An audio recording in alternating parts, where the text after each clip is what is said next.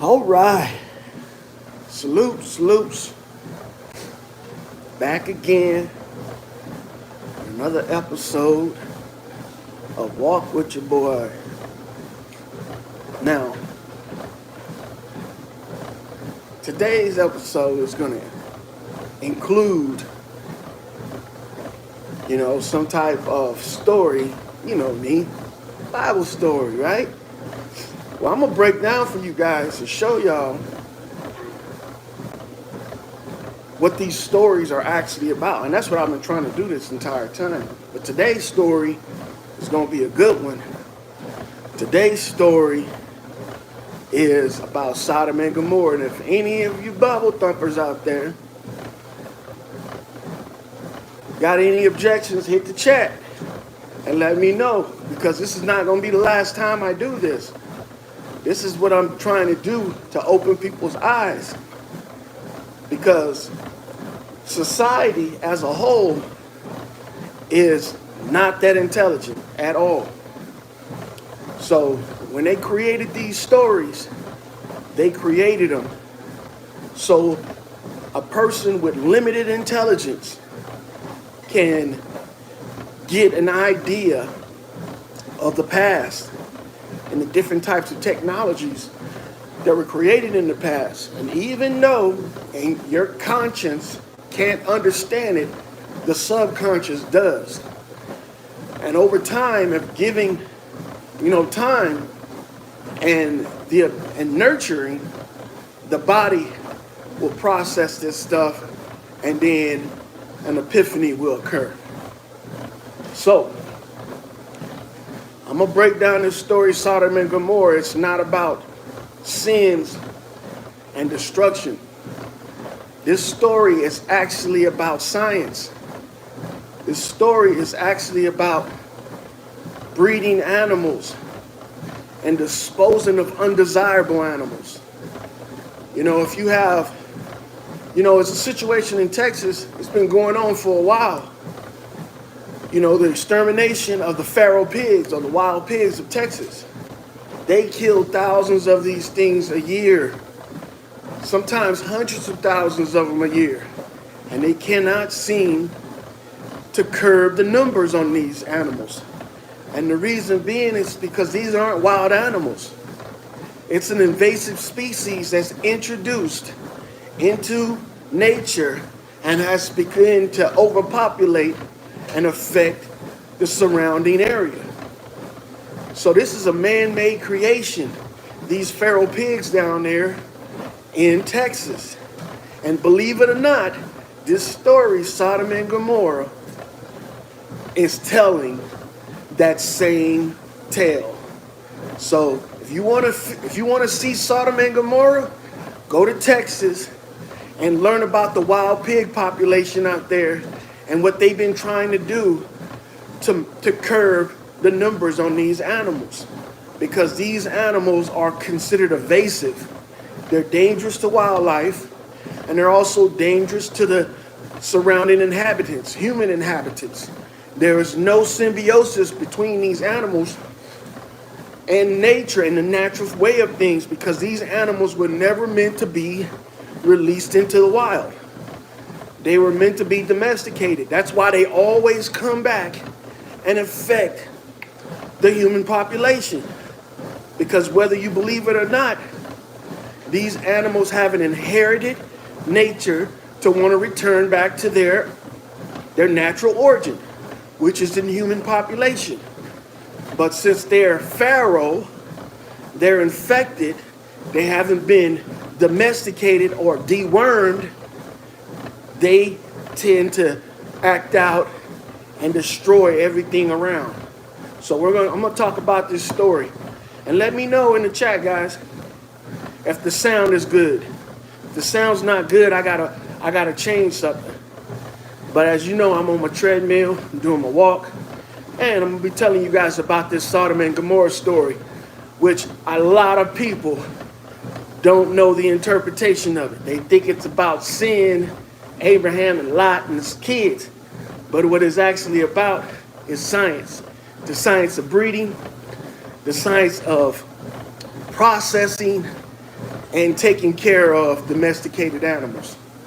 So, along with this story, I got a narration. There's going to be a gentleman, and that's going to be telling the story, and I'm going to be stopping and giving you guys a breakdown.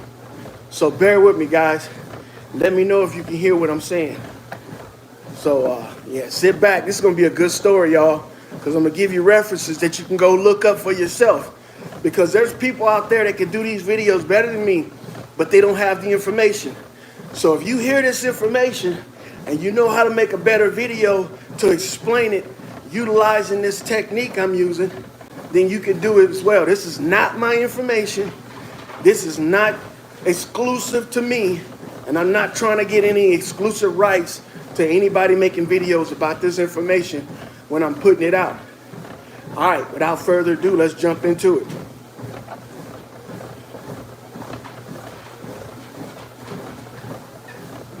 The hidden sins of Sodom and Gomorrah. Abraham had left his father's house on God's command and had left with nephew Lot. Abram and Lot were forced to split up, one going one way and the other the other. One might expect Abram, the recipient of God's promise, to exercise his right and choose first. But he graciously gave Lot the first choice. Lot made his decision based solely on human considerations, contenting himself with the fat of the land.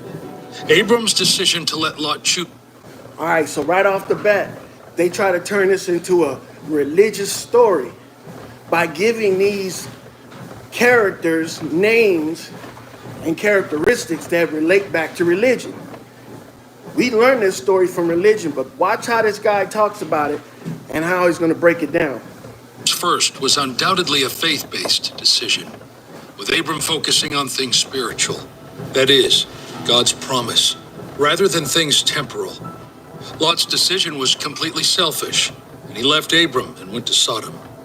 Lot looked up and saw the entire Jordan Valley plain.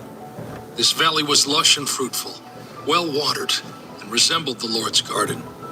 Lot pitched his tent near Sodom, where the men were wicked, greatly. All right, so check it out. In this story of Lot and Sodom and Gomorrah and Abraham, we think that this story started with Abraham and Lot traveling. But in actuality, if you knew Hebrew, you'll know that the way that we're reading the story is backwards compared to the way it's written. All right, so what actually happened first, if we were reading it according to the way that Hebrew is written, would be Sodom and Gomorrah was destroyed, Lot and his children fled, and then Lot met up with Abraham and Sarah and sojourned across Canaan. That's how the story was supposed to be told because of the way the language is written. From right to left, top to bottom. Sometimes the story is written also right to left, from the bottom up. But this story, the way we've interpreted, is backwards in the timeline. That's why Sodom and Gomorrah is such a great story, because in contrast, it's sorry about that. Got a phone call. But this origin story tells a good tale about science and how animal breeding works. Sinning before the Lord. Later in chapter 19, their wickedness is revealed. Lot is contrasted with Abram. Abram was instructed to raise his eyes. Look, which Lot did on his own. 3 men visited Abraham near the great trees of Mamre at Hebron. Most people have no clue that in 2023, the best way to make money on Amazon is not. If you want to have body mastery, I can almost guarantee you're wasting thousands of dollars in 5, 10. All right, so check it out. To Abraham. Just know that this story is talking about why God doesn't. Just know that this story is talking about animal husbandry and how to take care of undesirable animals and pests. This is the true way of how to dispose of animals that are considered pests. And if Texas took up this mantle, they might be able to curb the numbers on those feral pigs down there in Texas. But since they're not hip to this type of technology and understanding, they're going to keep going through this shit that they're going through. But the only problem that they're having is what to do with all the meat. If you guys have ever watched them do a pig hunt in Texas, bro, they kill these animals and leave them out there for the wildlife. Guess what wildlife is consuming them? Pigs. So when they kill the pigs, they provide nourishment for other pigs. And that's not how this is supposed to work. You can't destroy and sustain the population at the same time. And that's what they're doing. Let me text my wife.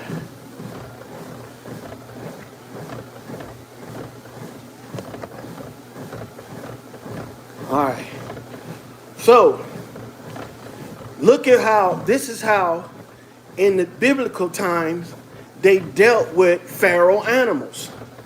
With animals that were domesticated and went foul. That's what the feralness or non-domestication is. They went foul because domestication is actually a form of deworming. If that makes sense. We got to get into that too, because that's important as well. It's going to become more apparent later on as we do these videos and stuff like that. So let me go ahead and find this. In scenes of Sodom and Gomorrah, Abraham had left his father's. All right, so as well, the word sin in this context doesn't mean evil. It means synthetic. So the word sin is talking about the synthetic form of animal that was grazing in this area called Sodom and Gomorrah. And believe it or not, these were boroughs. They talk about this Sodom and Gomorrah as being cities, but if you look up the word city in etymology, you'll find that that word, the oldest translation of this word is borough. Now, we don't call our cities boroughs. That word borough is where the word city came from. And now we call these areas cities, but they're actually boroughs. So your city, the word city comes from the word borough. And a borough is a hill where animals dig into and they create their homes. Now, this is why they're calling our areas that we live in, where humans have dug into and made comfortable for themselves, cities. So back to this, what they're talking about is sin in a synthetic form, not in actually a spiritual form. So synthetic animals, or areas where synthetic animals live. House on God's command, and had left with nephew Lot. Abram and Lot were forced to split up, one going one way and the other the other. These are animal dens. They talking about animal dens. They talking about animal dens. When they talk about something in the Bible and call it a city, they talking about where animals dwell. These are boroughs. And if we had the Catholicon, we could break this down and show what this word means in context based on the story. But they got rid of it. To exercise his right and choose first. But he graciously gave Lot the first choice. Now this part right here about Abraham giving Lot the first choice is because we're talking about an origin story. And it's actually, we're being taught in reverse. The reason why Lot was given first choice is because that's the first thing that occurred. Lot fleeing Gomorrah and Sodom was the first thing that occurred before he met up with Abraham and Sarah. And everything that occurred during this attack on Sodom and Gomorrah actually happened before Abraham and Lot joined forces. His decision based solely on human considerations, contenting himself with the fat of the land. Abram's decision to let... Check it out. They're going to say that 3 men, now this is what you need to understand about the word men and man. Man is not the same as men. And they specifically say this in the scriptures because they want you to discern the difference between the two. The discernment comes when you figure out that men are what we are and man is what the animals are. Men are featherless, bipedal plantigrades of the genus Homo. Men are thinking, projecting, living souls inside of a body. That's what we are. That's why we are different from the animals, because we have the ability to project. Lot choose first was undoubtedly a faith-based decision, with Abram focusing on things spiritual, that is, God's promise, rather than things temporal. Lot's decision was completely selfish, and he left Abram and went to Sodom. Lot looked up and saw the entire Jordan Valley plain. This valley was lush and fruitful, well-watered, and resembled the Lord's garden. Lot pitched his tent near Sodom, where the men were wicked, greatly sinning before the Lord. Later in chapter 19, their wickedness is revealed. Lot is contrasted with Abram. Abram was instructed to raise his eyes and look, which Lot did on his own. 3 men visited Abraham near the great trees of Mamre at Hebron. 3 men. If you have at least $50,000 saved for retirement right now in 2023, did you know that you can leave? Why are you still trading options and hoping that the stock goes in your direction? And those useless trading? 3 men. Now the Lord appeared to Abraham by the oaks of... These 3 men were the dispatchers of these animals.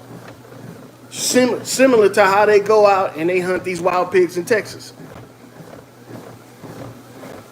Mamre, while he was sitting at the tent door in the heat of the day. When he raised his eyes and looked, behold, 3 men were standing opposite him. When he saw them, he ran from the tent door to meet them and bowed down to the ground. All right, we're going to go through this part right here. Was listening at, right, shall I actually give that story doesn't have anything to do. And the wicked are treated alike. Far be it from you, in it.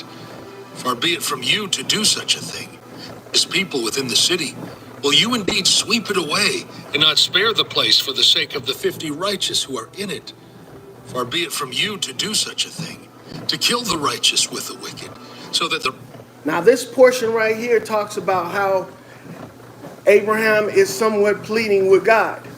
All right, that story right there is told because that determines on the total destruction of this area. He's asking if there's 50, and then he dwindles it all the way down to 2, but he's asking if there are a certain number of natural animals in this area that's mingling amongst these domesticated or these foul animals. Will he still destroy the entire borough, the entire herd? And God said no. But what was happening was, you cannot bring a natural animal out of a feral environment, because the feralness of these animals is determined by their infection. That's the reason why these animals are considered feral, because they are infected. A wild animal, regardless of what you do with it or how you treat it, will still be wild. And the reason why that is because the only way to bring the wildness out of this animal is to domesticate them. And believe it or not, domestication means deworm. All domesticated animals are dewormed because the feralness of the animal is caused by the infection of the worm. And this is why we have such diseases in animals like wasting disease, foot and cow disease, foot and mouth disease with the cows, mad cow disease. And we have shit like rabies, distemper. These are all diseases caused by the feral, by the worm. And so in order to bring this animal up out of these animals, you have to deworm them. And deworming is domestication. Now, this has been passed on through generations of veterinarians and doctors. That's why they tell you, you can make an animal, you can enclose an animal, but you cannot take the wild out of them, because that requires domestication. That requires deworming. Because once you deworm the animal, they're no longer agitated. So an animal at the end of its life that's feral or wild will die in agony because of its lack of domestication. Now, that's what they're talking about when they're telling this story about Abraham talking to God and asking him if there's so many righteous people there. And see, what we need to realize is that righteousness does not mean holy. Righteousness means clean, means, untainted, means uninfected. That's what righteousness means. But we've been taught, and with the English language, we've been taught that righteousness means holiness. Holiness even means healthy, if you look into it. But that's the gist of this part of the story, where Abraham is asking God to let the people live if there's so many righteous in the bunch. But it's actually talking about clean animals. Righteous and the wicked are treated alike. Far be it from you. Okay, we got the gist of that. Will you destroy the entire city? I will not destroy it on account of me. All right. It develops from the preceding verses. If those people's sins were complete, they would be judged. God sweep the righteous. He rescued these people during a battle. He now 5, 40, 30, 20, or even 10 righteous people were present. Now see? He was not attempting to persuade God to do something against his will. Lot's prayer for Zor, on the other hand, was quite the opposite. As a result, the theme of justice dominates those who will benefit from God's blessing. These truths should have concerned Israel as much as they did Abraham, who turned them into compassionate intercession. So God in his holy righteousness serves as a reminder to God through prayer. This is what we need to understand. They're telling us this story to give us the mindset of what the landowner, the God, was thinking, and how he was trying to persuade him not to destroy all the animals. Because believe it or not, those animals can be processed properly and utilized throughout the population. Abraham's concern for the people of Sodom and Gomorrah is quite remarkable. He could have simply prayed for his nephew Lot's safety, and personally for people who were hurt and bowed down with his face to the ground. And he said, "Now behold, my lords, please turn aside into your servant's house and spend the night, and wash your feet. Then you may rise early and go on your way." They said, "No, we shall spend the night in the public square." Yet he strongly urged them, so they turned aside to him and entered his house. And he prepared a feast for them. And now see, this is another telling right here. If you watch these hunts that they have down in Texas, what these guys do, they go out and they watch.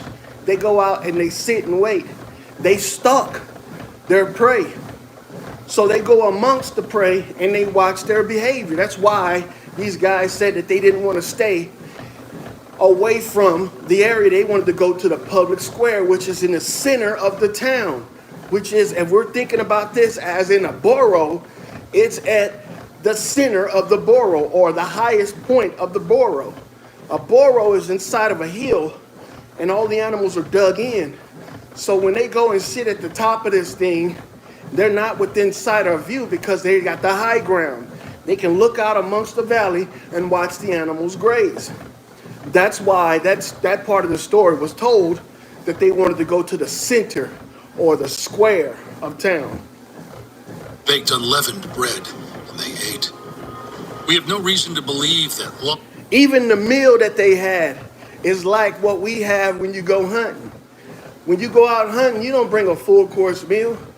You bring shit like beef jerky, sandwiches and stuff like that. That's what this story is talking about. They had a light meal. These guys are on the hunt, and they came across the borough of what they think the animals are, which is Sodom and Gomorrah. All right, and these are all sin animals. These are all sinful animals. These are all synthetic animals. That's why they're disposing of them the way that they are. But we're going to get to the good part here soon. Bear with me. God knew the nature of these guests.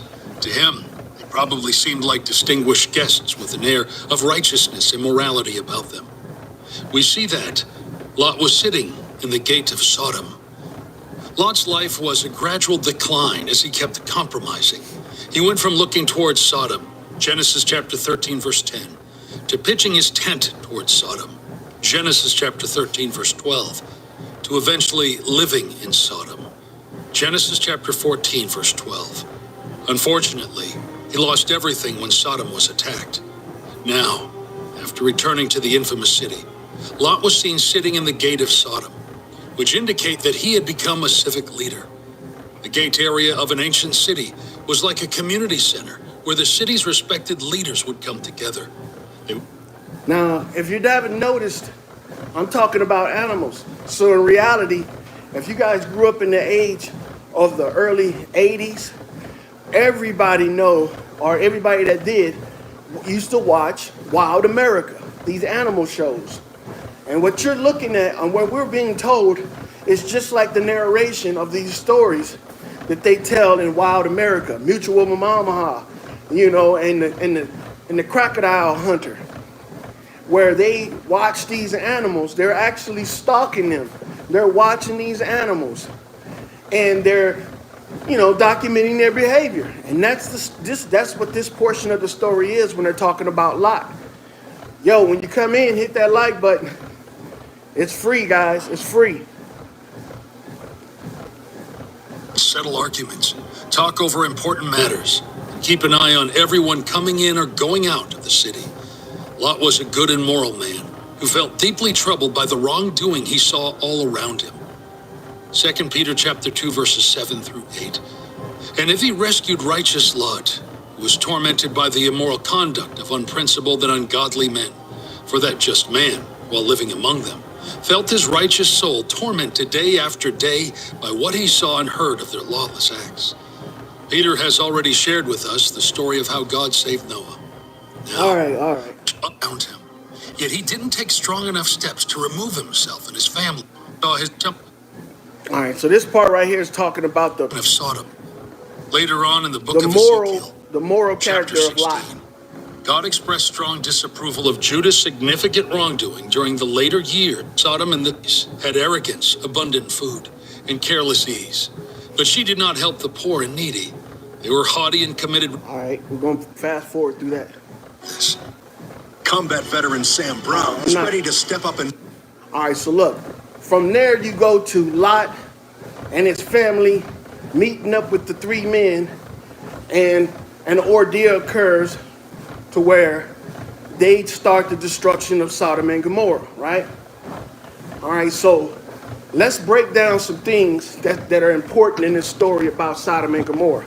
For one, what was Sodom and Gomorrah destroyed with?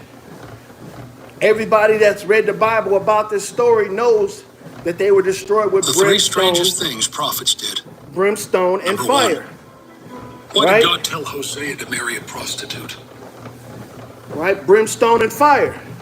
But what we don't understand, what we're not taught, is what brimstone and fire is. See, most people think that brimstone and fire is something that God released to rain from heaven. But in actuality, brimstone and fire is the solids when oils and natural gases are mined from the earth. They're the solids that come up with it. And when you separate them, you get a stone called sulfur. That's what brimstone is, sulfur, right? Sulfur actually can come in a liquid form. And that liquid sulfur is what we call gas, gasoline, petrol, right? Petroleum. And that gas, once ignited, turns into fire. So the story about the brimstone and fire is actually what they use to flush out or destroy the burrow of the of the Gomorrans, the Sodoms and the Gomorrans, right? It's because these animals were so evasive that every time they tried to capture them, they would go and run inside of the city or the borough, right? And so what they did is that they doused the entire hill or the borough with gasoline or sulfur or brimstone, and they lit it on fire. Now, the animals inside of this place, you would think that they would be able to escape, but no. This stuff, this gasoline, once it starts to burn, it engulfs everything inside and outside of the borough, and literally turns the animals inside. If you guys don't know what animal I'm talking about the feral pig. That's the animal, right? This is the one that is actually destroyed in Sodom and Gomorrah. Well, if you've ever watched the Hawaiian pig roast, when they roast this pig and they take it out of its oven, this thing is like a crystallized pile of salty meat, right?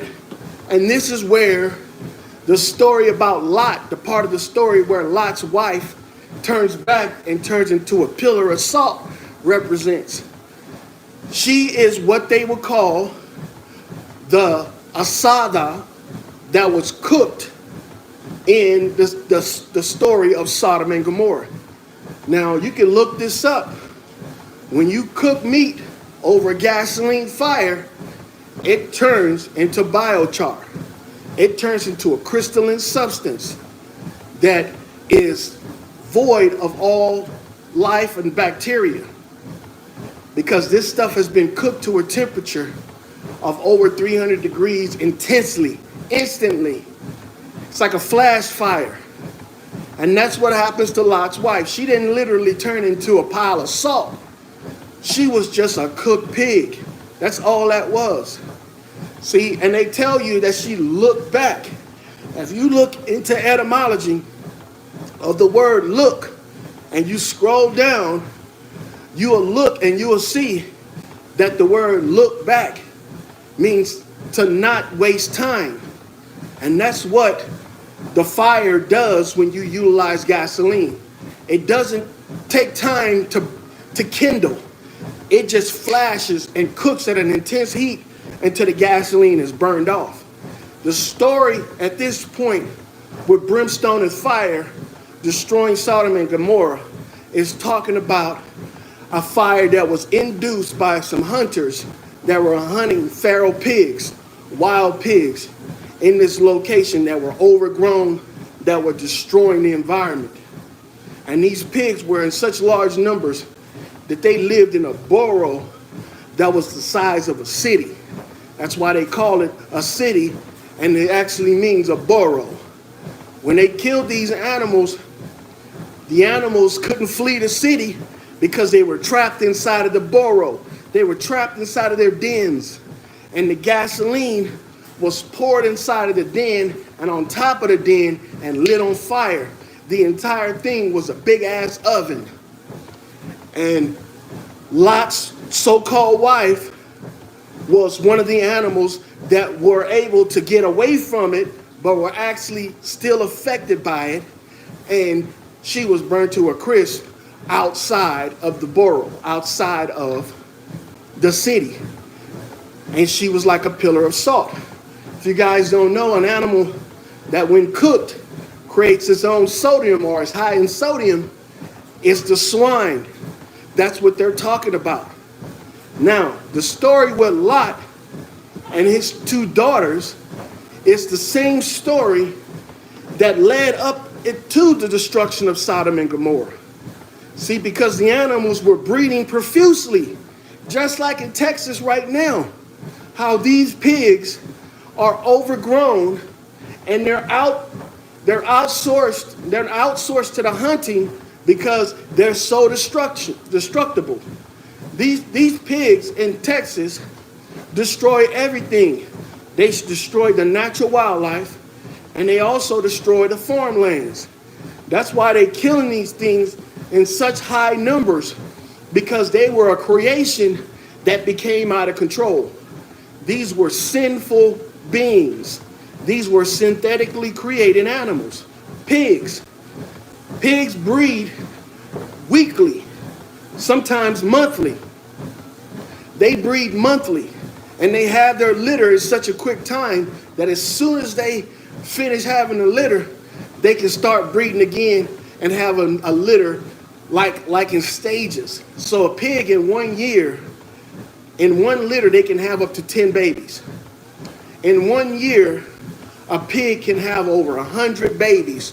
One sow can have over 100 babies.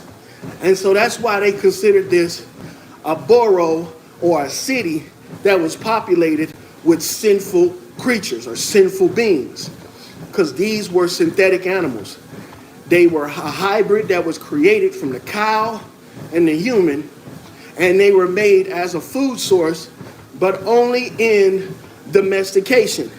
When you have pigs on your farm or on your land and they escape, you'll find out that if this pig comes across another pig in the wild of the opposite sex, that they'll populate at such a high number and so quick that your entire region will be overpopulated with these animals.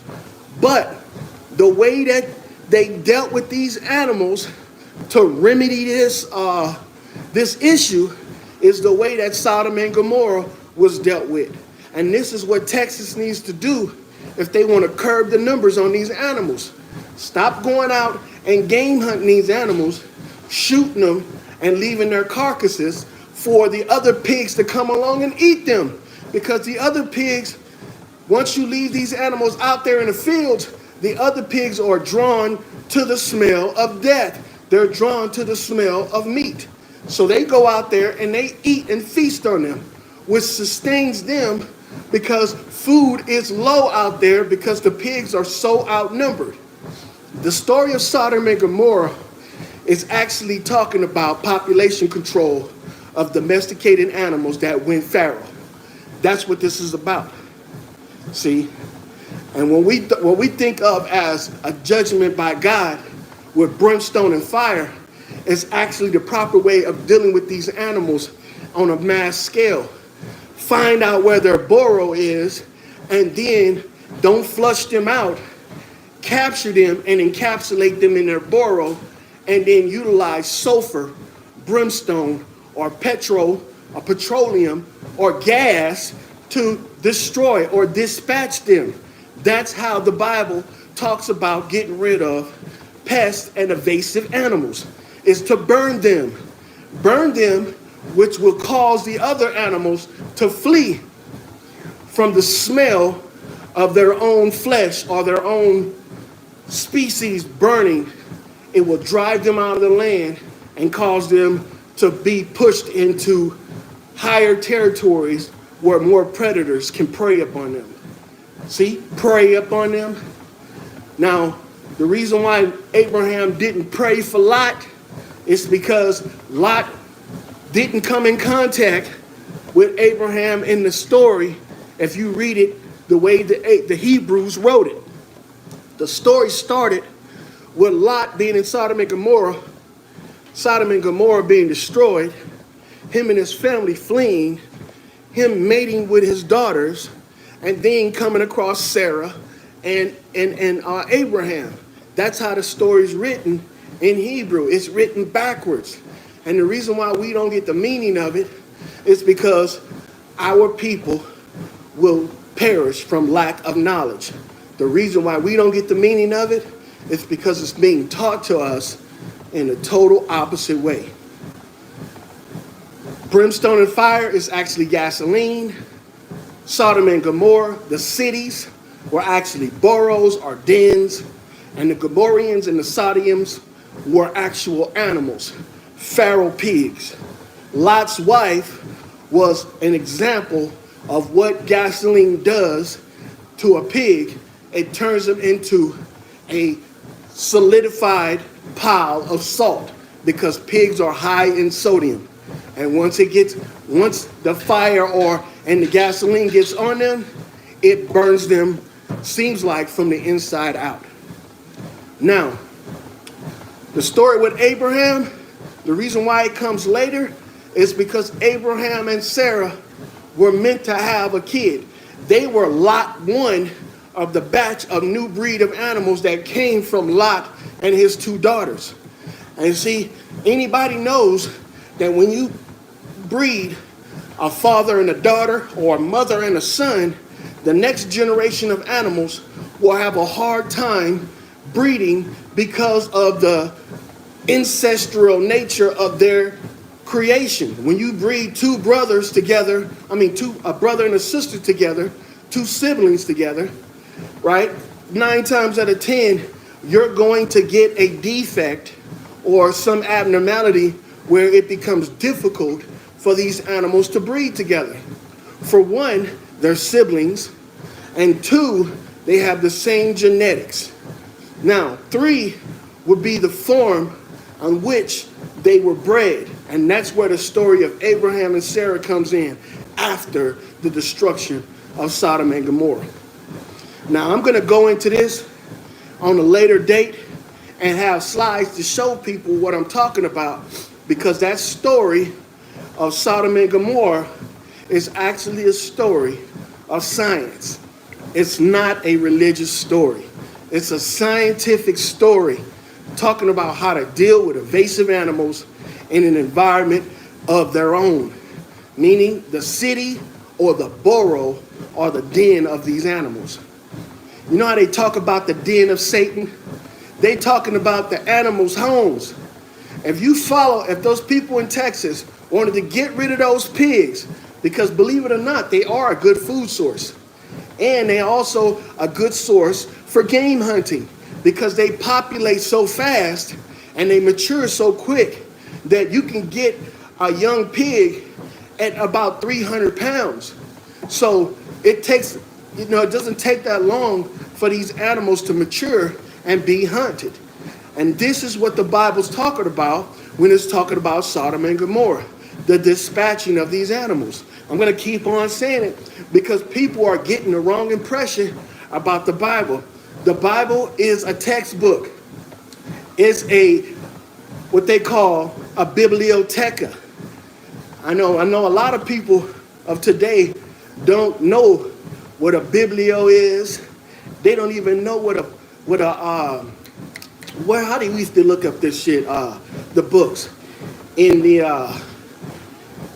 I can't remember the name of it. But when I make the video and show the slides, I'm going to show you guys, man, that the Bible is not a religious text.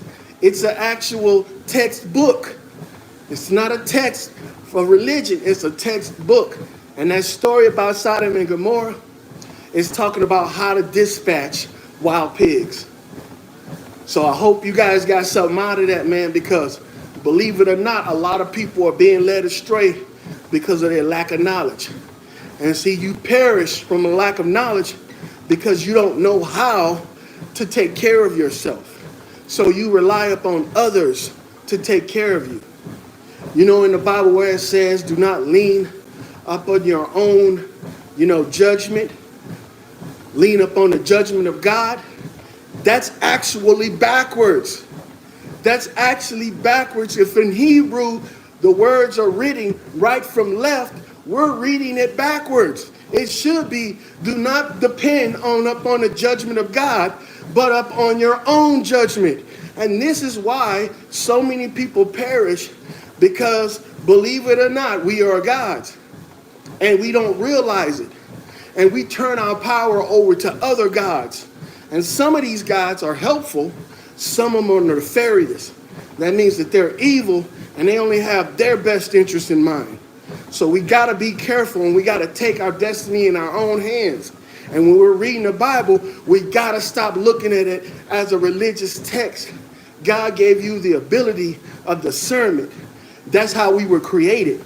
And if we haven't discerned that the Bible is not a religious text and that it's actually a book of reason, and start using it that way, we're going to perish for lack of knowledge if we don't start using it that way. Because we have so many Christians running around here preaching the word of the Bible and don't even know they're reading it backwards. because they don't take the time to just learn basic Hebrew and learn how the Hebrew language is written and how it's interpreted. Because we don't have the Catholicon. We don't have the decipher. The Bible used to be sold in a 3-book series. It used to be sold with the Catholicon, right? The Bible and the Apocrypha. Those 3 books were always sold back in the day. When they removed those books, that's when they created preachers. That's when they created churches.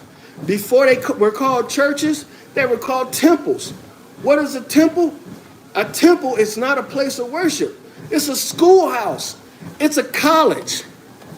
It's where you go to learn the philosophies, and all of the techniques of the ancients, like medicine, herbalism, farming, agriculture, shit like that. That's what you go into these temples to learn. These were the colleges. But we turned this shit into a holy place. And we've driven away society by making this shit holy. When in actuality, it's all about health. It's all about your health. The Bible was the first medical textbook, the first philosophy book, the first farming book, the first book for engineering, the first book for building. The story about Noah and the ark was a story about him and his children escaping the flood. But if you read it the way it was written in reverse, you find out that Noah, right, who was actually called Notch, right, is a form of building. It's a technique, the notch building technique. The same way the colonials used to build these wooden cabins. They would notch the wood and click them together like Legos. His sons, Shem, Ham, and Japheth, represent building techniques and building means and methods. Japheth is how you would describe building the inside of your dwelling, making it spacious, making it wide, because the word Japheth actually means wide open spaces. In Hebrew, it says that shit. And if you learned it, you would realize that that story is talking about how to build the ark, which is the arch, which is the most common way to build solid structures in our society. Every home that was ever built properly has an arch in it. And the arch is the most strongest place of the house. It's where all the load bearing is. See what I'm saying? You got Ham, which was actually in Hebrew was called chaff. Chaff is short for chamfer. Chamfer is a form of building. When you chamfer something, you make the edges rounded and you make the ends sharp. You got Japheth, which is wide open space. And then you have Shem. Everybody that's ever built anything in woodshop class or in construction know what a shim is. They shim the doors, they shim the windows, they even shim the walls. And this is why we perish from lack of knowledge, because we're looking at the story and we're thinking that Noah survived the flood. See, the only reason why that story about Noah was created was to tell the story about the Nephilim. The reason why the Nephilim even came about. And the reason why the Nephilim came about is because of the incorrect way of making wine. Yes, I said it, wine. W-I-N-E. There's multiple ways of making wine, but there's thousands of ways of making it incorrectly. And see, the thing is that Nephilim originated from the creation of wine. Wine back in the day was considered venom. If you look it up, they call wine venom in some language, but they don't spell it like V-E-N-E-M. They spell it like V-I-N-E-M, like venom. And that was considered something of importance, because to tell you the truth, the story about Lot and his daughters and them getting them drunk was actually the real reason why wine had to be created, because this is what they use to get siblings born from the same mother and father to copulate together by getting them intoxicated. That's how they do it. Wine was considered a love potion in those days. Look it up, man. It's a crazy ass way of understanding this stuff. Wine is still the modern day love potion. Wine is made by fermenting fruit, right? But what they ferment the fruit with is an animal called yeast, which is a combination between fungus and a plant. An animal and a plant. That's what yeast is. If you do not pasteurize the wine, that means after it creates the alcohol, if you don't pasteurize it and remove all of the yeast, you will develop a symptom called nephilium. Ileum's disease, where the intestine becomes clogged with bacteria and you cannot digest food. And the reason why they said it was because they became giants, if you look up the word giant, you'll find out that word comes from a word called gigas. Gigas is a word that describes what they call the gnomes, not the gnomes, but the ogres. The ogres. Gigas is another word for ogre. And the reason why that's important is because that's how you end up looking when you become a Nephilim, an ogre. Your abdomen becomes a giant bubble and you become a man of renown or a woman of renown. And this disease exists today. It exists today. See, and the Bible tells you how to get rid of it. If you don't know what I'm talking about, if you got little kids and your kid has ever got colic, guess what that's called?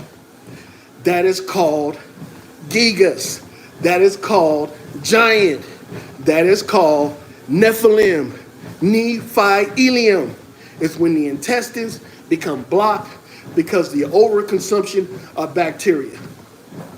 Now, this is something that was brought about so people can do this to other people and also have it done to themselves because of some type of weird religious practice.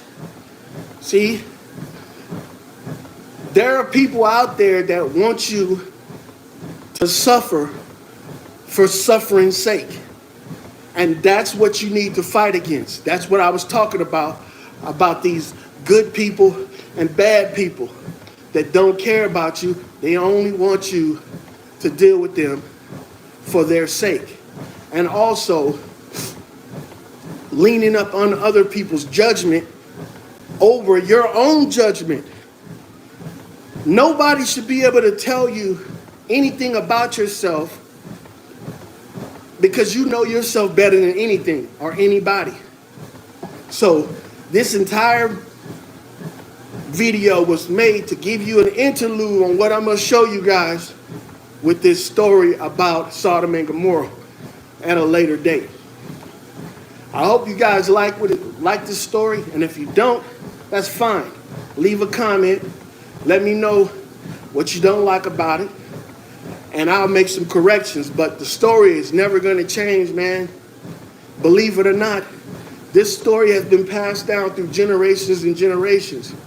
And in our family's lifetime, well, recent lifetime, it was turned into a book. And what people did, the book was written so well that people worshiped the authors and they also worshiped the text. But the book was actually utilized to advance mankind. So, to recap, Sodom and Gomorrah was about the destruction of a den of wild pigs. The same thing that's going on in Texas right now. And I'm going to show you guys on my next video with slides and with definitions to break it down to you guys so you'll have a better understanding. My people will not perish from lack of knowledge because the knowledge is out here. It's out here. The Bible is a textbook and is utilized to further mankind. It's not a spiritual text, and I know that's going to be harsh on a lot of people, but it's not a spiritual text. It's a book of learning. And we were created to have discernment, to take what is inside that book and decipher it and make a better life for us and our children. And with that said, that's the conclusion of my walk, because I'm damn near out of breath. And I'll talk to you guys on a later date. Appreciate you. Hit that like button if you didn't already. And go back and listen to this. Hey, stand by, man, because I'm going to make that video and I'm going to have slides and I'm going to have freaking definitions to show you guys what Sodom and Gomorrah is actually talking about. And I've done that with everything I've talked about with the Bible, because to tell you the truth, the Bible is an accurate and perfect book. It speaks the truth from the front to the back. But see, we're reading it the wrong way. We're reading it from front to back when we should be reading it from back to front.